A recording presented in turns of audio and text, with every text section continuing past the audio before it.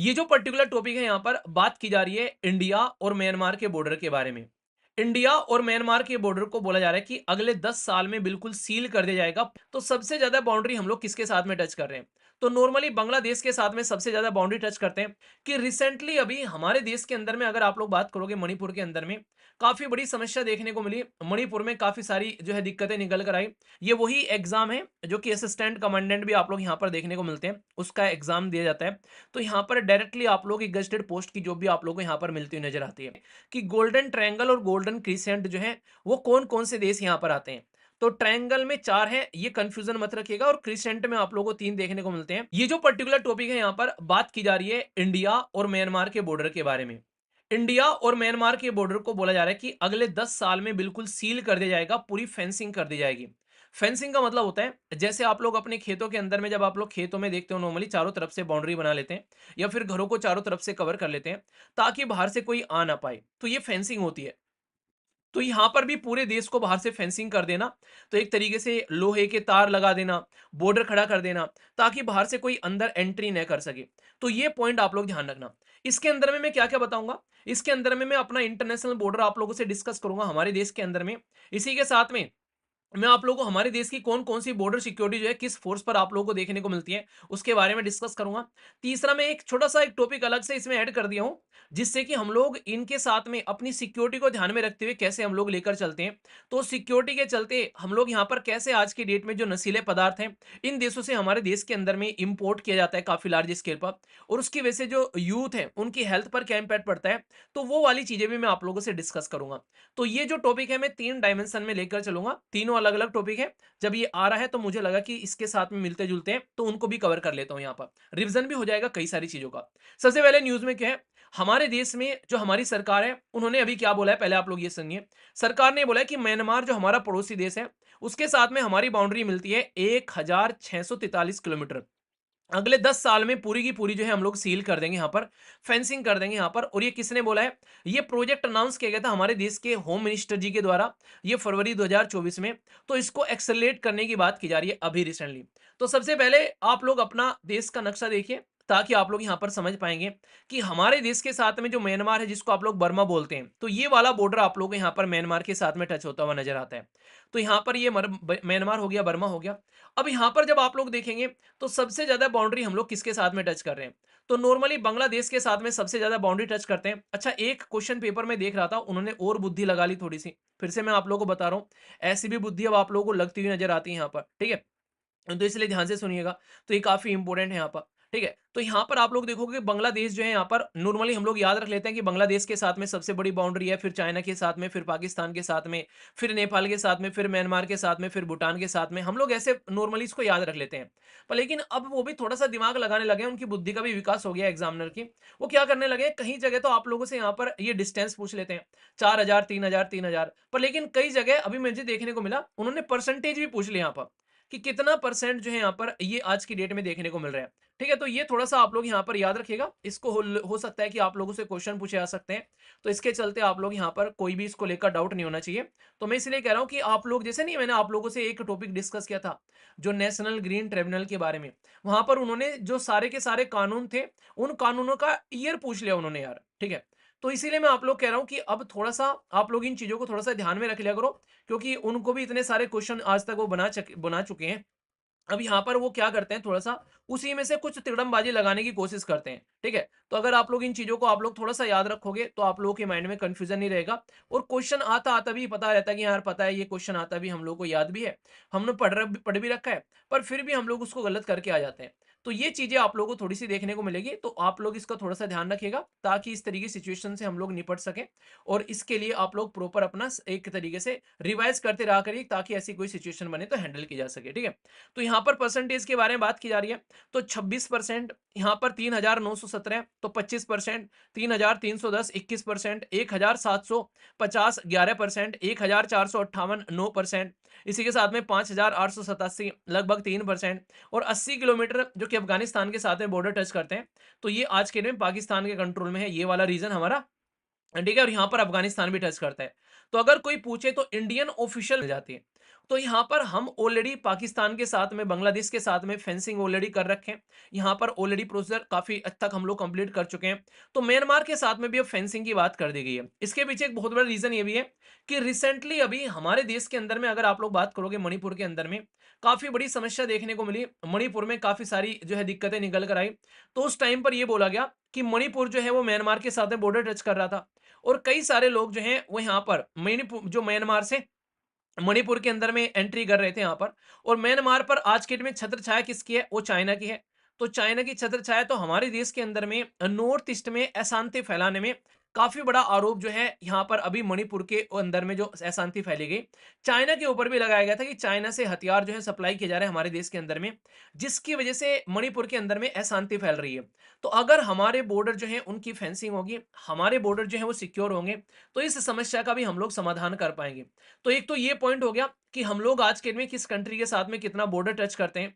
दूसरा यहाँ पर एक क्वेश्चन ये पूछ लिया जाता है कभी कई बार डिफेंस के बारे में भी, और इंक्लूडिंग आप लोगों से यूपीएससी में भी कई बार जैसे एक ऐसे क्वेश्चन आप लोगों के बनते हुए नजर आते हैं। खासकर एनडीए सीडीएस सीएपी में तो ऐसे क्वेश्चन बन ही जाते हैं। अब तो प्रीलिम्स में भी ऐसे क्वेश्चन पूछने लगे हैं, इक्का दुक्का क्वेश्चन डाल देते हैं। जैसे लास्ट ईयर एक क्वेश्चन डाल दिया, रैंक वाला क्वेश्चन डाल दिया कि कौन कौन सी रैंक होती है, मैच करो भाई साहब इनको। तो ऐसे क्वेश्चन भी यहाँ पर कौन कौन सा बॉर्डर होता है उसको मैच कर लो। तो इक्का दुक्का क्वेश्चन यूपीएससी भी आप लोगों से एक्सपेक्ट करती है आज की डेट में, तो थोड़ा सा ये याद रख सकते हैं आप लोग यहाँ पर, ठीक है। तो कोई भी डाउट इसको लेकर नहीं होना चाहिए। सर ये बॉर्डर की लिस्ट सही थी, कौन सी बॉर्डर की लिस्ट? दिक्कत है क्या इसमें कुछ? इनको याद कैसे रखते हैं? इसका एक्रोनिम आप लोगों को पता है, पहले भी डिस्कस किया था, देखता हूं कौन बताता है इसका एक्रोनिम क्या है, ठीक है। इंडिया और पाकिस्तान, और इंडिया और बांग्लादेश, क्योंकि बांग्लादेश पहले और पाकिस्तान एक ही देश हुआ करते थे।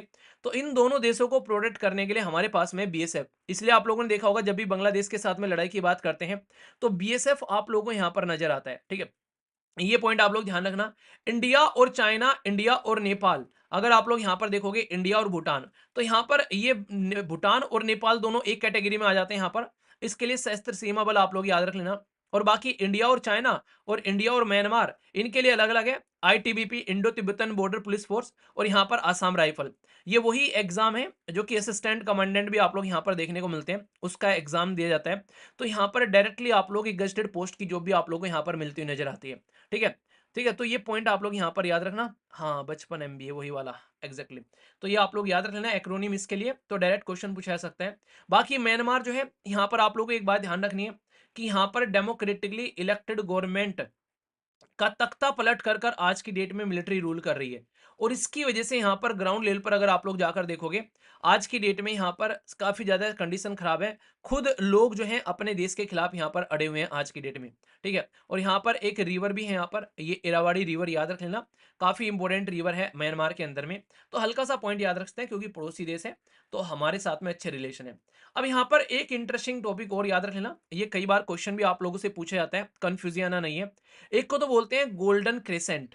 क्रिसेंट मतलब क्रिसेंट इसलिए बोला जाता है यहाँ पर क्योंकि इसके अंदर में आप लोगों को देखने को मिलेगा चांद की आकृति बनती है यहाँ पर, ये वाली, ठीक है। तो चांदनुमा आकृति क्रिसेंट बोलते हैं। इसमें ईरान, अफगानिस्तान और यहाँ पर पाकिस्तान देखने को मिलेंगे हमारे वेस्टर्न साइड में। और ईस्टर्न साइड में है यहाँ पर गोल्डन ट्रायंगल। ट्रायंगल बनता है यहाँ पर, जबकि देश जो है वो 4 है, कंफ्यूज मत हो जाना। यहाँ पर लगना चाहिए कि ट्रायंगल तो इधर होना चाहिए कि 3 देश हैं, पर लेकिन अपोजिट आप लोग को इधर देखने को मिलेगा, तो इसलिए कई बार थोड़ा सा कंफ्यूजन हो जाता है, ठीक है। तो ये आप लोग यहाँ पर थोड़ा ध्यान रखना। यहाँ पर क्या बोला गया कि म्यांमार हो गया, लाओस हो गया, थाईलैंड हो गया और वियतनाम हो गया, तो इसको आप लोग बोलते हैं गोल्डन ट्रायंगल, ठीक है। तो यहाँ पर क्योंकि ट्रायंगल नुमा आकृति बनाते हैं ये सारे देश, ये कौन से देश हैं? ये सारे वो महान देश हैं जो हमारे देश के अंदर में नशीले पदार्थ जो हैं वो कहीं ना कहीं सप्लाई करने का काम करते हैं। इसमें म्यांमार भी काफी बड़ा देश आप लोगों को यहाँ पर देखने को मिलेगा। तो गोल्डन ट्रायंगल और गोल्डन क्रिसेंट के ऊपर में कई बार क्वेश्चन पूछे जा चुके हैं कि कौन सा गोल्डन ट्रायंगल है, कौन सा गोल्डन क्रिसेंट है। तो कल को चलकर अगर आप लोगों से फिर से कोई बोले इनके बारे में क्वेश्चन पूछे, तो आप लोगों को इसको लेकर कोई कंफ्यूजन नहीं होना चाहिए कि गोल्डन ट्रायंगल और गोल्डन क्रिसेंट जो है वो कौन कौन से देश यहाँ पर आते हैं। तो ट्रायंगल में 4 हैं, ये कंफ्यूजन मत रखिएगा, और क्रिसेंट में आप लोगों को 3 देखने को मिलते हैं। ये सारे के सारे देश जो हैं हमारे देश के अंदर में ये बेसिकली माल पानी सप्लाई करते हैं। तो इसकी वजह से काफ़ी सारी दिक्कतें यहाँ पर देखने को मिलती हैं। तो इसलिए बार-बार इनके बारे में बात की जाती है, तो इसलिए मैंने आप लोगों को यहाँ पर बता दिया। तो कोई भी समस्या हो तो इसके लिए आप लोग क्लैरिटी रखिएगा माइंड के अंदर में। तो इसीलिए इन देशों के साथ में हम लोग फेंसिंग करने की कोशिश करते हैं, ताकि चीज़ों को जो है वो यहाँ पर समझा जा सके। सबसे पहले तो हम लोग एडवांस सिक्योरिटी लेकर चल रहे हैं यहाँ पर इनके साथ में।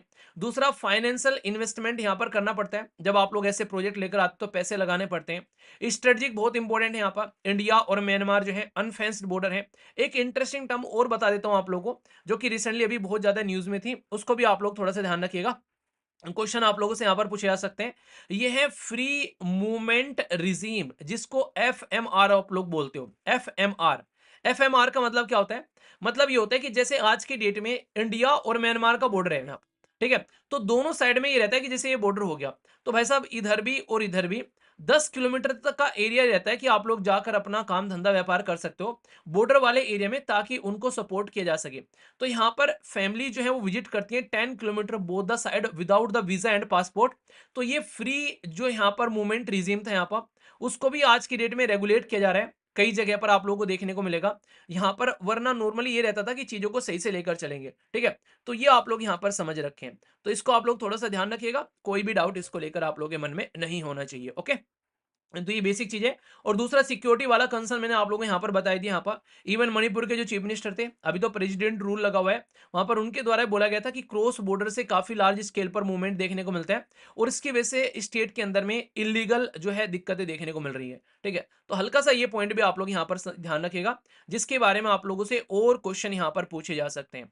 मैं फिर से कह रहा हूँ कि ये पॉइंट सारे टॉपिक ऐसे हैं जो कि अगर आप लोग एक बार तैयार कर लोगे तो ये रिपीटेडली न्यूज में आते रहते हैं।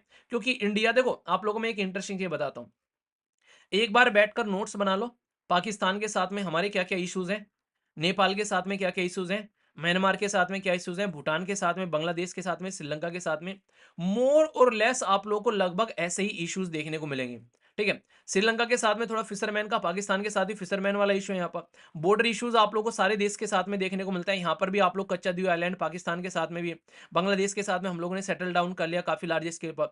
तो ये इसको कहते हैं सिस्टमेटिक वे में चीजों को तैयार करके चलना, ठीक है। तो अगर आप लोग एक बार को बैठकर, अगर आप लोग चाहो तो 1-2 दिन के अंदर में इन 7-8 कंट्री के साथ में, अपने आसपास की जो कंट्री है, सबके रिलेशन आप लोग तैयार कर सकते हो आसानी से बैठकर। और फिर उसके बारे में प्रीलिम्स में क्वेश्चन आए, कोई मेंस में क्वेश्चन आए, किसी भी तरीके से आप लोगों से कोई क्वेश्चन पूछे, तो आप लोगों को कोई भी डाउट नहीं होगा। तो इसको कहते हैं टॉपिक को सिस्टमेटिकली तैयार करना। ये नहीं कि भाई आज कुछ हो गया कल कुछ हो गया, फिर हम लोग आज थोड़ा सा तैयार कर रहे हैं कल को थोड़ा सा तैयार कर रहे हैं, ऐसे नहीं होना चाहिए। तो ये 4 साइज की लूज सीट लिया करो, और उसके ऊपर में बैठकर एक बार आप लोगों ने प्रॉपर नोट्स बना लिए अपने। कल को कोई बेसिक अपडेट आ रही है तो भाई साहब उन नोट्स के अंदर में उसको अपडेट कर दिया अपना आराम से। तो ये इस तरीके से चीजों को लेकर आप लोगों को चलना है। ऐसा नहीं कि आज यार ये और कल को वो, इस तरीके से चीजें चलती रहेंगी तो गलत चीज होती है। आप लोग टाइम वेस्ट करोगे बहुत तगड़े वाला। क्योंकि म्यांमार का भी मैं कई बार आप लोगों को आर्टिकल पढ़ा चुका हूँ, और रेगुलरली जब अभी न्यूज में आता है मैं इसको रिपीट करता हूँ। तो आप लोग अगर चीजों को ये स्लाइड तो आप लोगों को रट जानी चाहिए, इतनी बार मैं दिखा चुका हूँ बीच बीच में आप लोगों को। ये तो उंगलियों पर याद रहने चाहिए। ये तो ऐसे क्वेश्चन है जो आप लोग कभी गलती नहीं होने चाहिए। अगर ये आप लोग ये गलत हो रहे हैं तो आप लोग बहुत सारे कंपटीशन से पीछे हट जाओगे, मैं आप लोगों को बता रहा हूँ। यानी कि जो क्वेश्चन सब सही कर रहे हैं, अगर वो क्वेश्चन आप लोग गलत कर रहे हो तो फिर आप लोग गलत डायरेक्शन में जा रहे हो। जो क्वेश्चन सब गलत करें, अगर वो आप लोग सही करके आ रहे हो, तो इसको कहते हैं कि भाई बाजी मार दी लड़के ने, ठीक है। तो ये चीज आप लोग ध्यान रखना। तो इसको आप लोग समझ सकते हैं। तो मैं आशा करता हूं कि आप लोग के माइंड में लेकर इसको क्लैरिटी आ गई होगी।